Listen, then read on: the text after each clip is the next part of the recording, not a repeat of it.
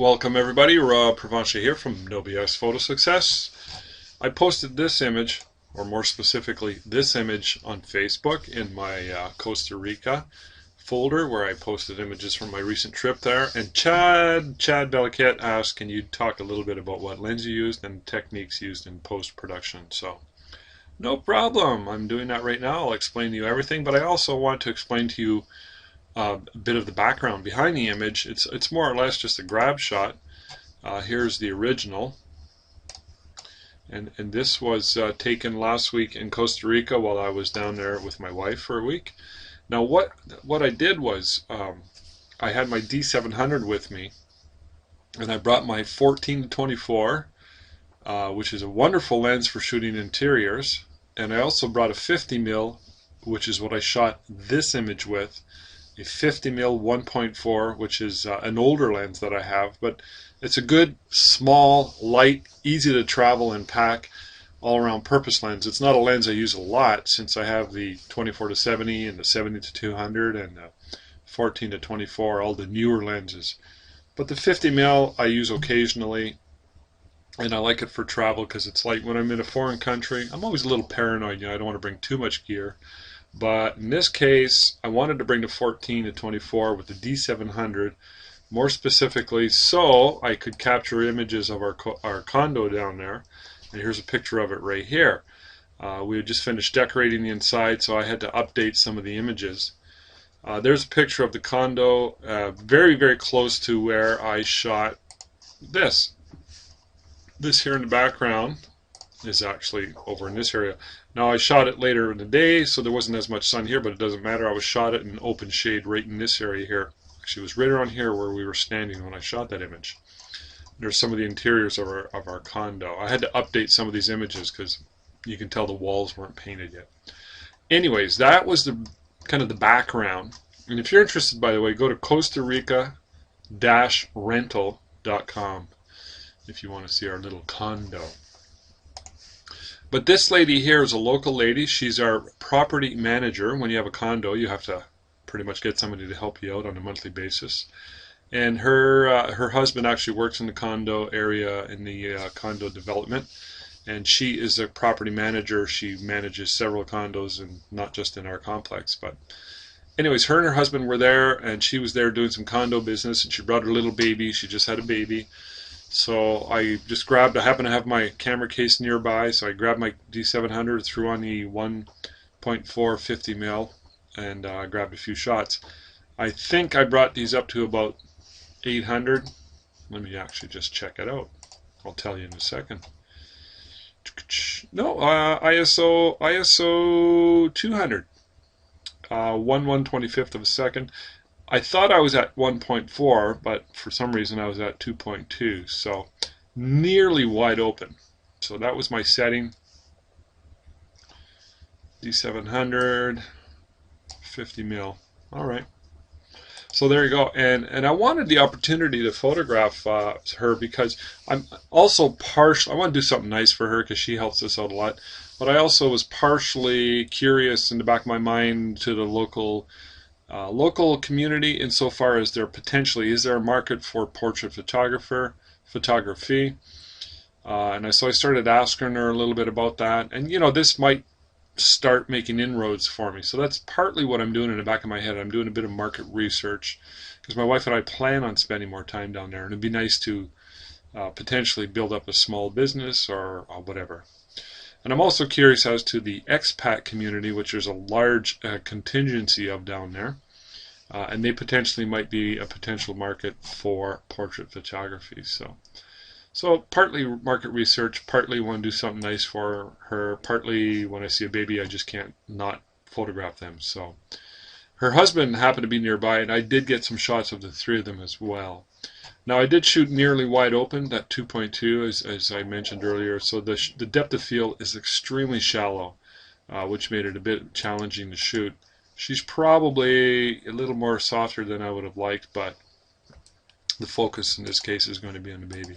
Alright, so I'll tell you the workflow now, and I just want to go back to the image here. You can tell I cropped it in a little bit. Okay.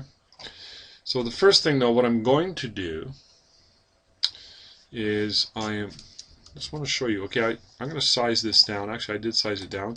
So I'm going to size it down to 72 just to speed things up. So 72 dpi just for the sake of this particular tutorial. So I'm going to crop this in here. I'm going to go 8 inches by 10 inches, 72. I'm just going to crop it in nice and snug. I have to look back here because I can't remember. Okay, I cropped, see, our glasses got cropped out. How much of the baby's arm? Okay, I couldn't really remember that. Alright, here's what I did. I made a duplicate layer. Top layer, I took the blend mode to multiply. Took the eraser tool, and somewhere around there, 40% or so. So I want to erase a fair amount away from inside here. You can duplicate what I just done just by simply burning as well. I mean, burning would do it. Okay, so here's what I've done. I've just basically left that area to darken it. So width out, width. Okay, I'm going to flatten that. Now, again, you can go just straight to your burn tool and pretty much get the same effect. Sometimes I do the duplicate layer because it looks a little better. You kind of learn how to kind of manipulate it the way you like it. Now I'm burning right now in highlight mode at a low exposure because I want, see the highlights? I want the highlights to have some density to them. So I'm now going to switch it over to mid-tones now that we've got some density in some of those highlights, because I really want the attention to go to the Bambino, or is it Bambina? Okay, now what I want to do, I'm going to go to curves. I'm just going to give it a little bit more zap with the contrast. Good. Now I did go in, I'm not going to do that now, but I did go in here. I'll show you what I did, but I won't put you through the agony of watching me retouch all the little blemishes. She was a little bit apprehensive. She was all like, "Oh, I don't take good pictures," and I'm like, "Yeah, how many times have I heard that before?" So I know she's a little bit self-conscious. So you know, you want to give them a little bit of makeup, make their skin look smooth and attractive. Okay, so you do that just by I'm just using a clone stamp. Okay, and anyways, I'm just going to stop there. So I would have taken these out, little blotches out too. Alright, almost done, guys. So next step is I'm going to go to U saturation, and the way I did that was adjustment U saturation. I did Control U just to use a shortcut, or Command U on the Mac. Hit colorize. Okay, 2525 is the settings for the sepia. I know there's a debate going on. People use all kinds of little plugins and whatnot for different sepia effects. I mean, I've been doing this sepia effect for 11 years now, since I got into digital. I don't think there's any real magic or any real, and if you want to lessen it, just go to saturation. Look, there's pure black and white, there's a mild sepia, right? So you can go intense sepia. We don't want to go too strong. Generally 25 is the highest I go. So you modify it that way. I mean, there's no real strategy beyond changing the actual colors to. There's no different sepia that you'll achieve with a different plugin. I mean, it might save you time if you had a different one. So I don't like the fact that her arm is there. So it kind of drives me nuts. Alright, finally, one more step. I'm going to add some soft focus, and in this case, it's going to be the NoBS Photo Success Haji Soft, which is an action that our members at NoBS Photo Success they get for free when they join.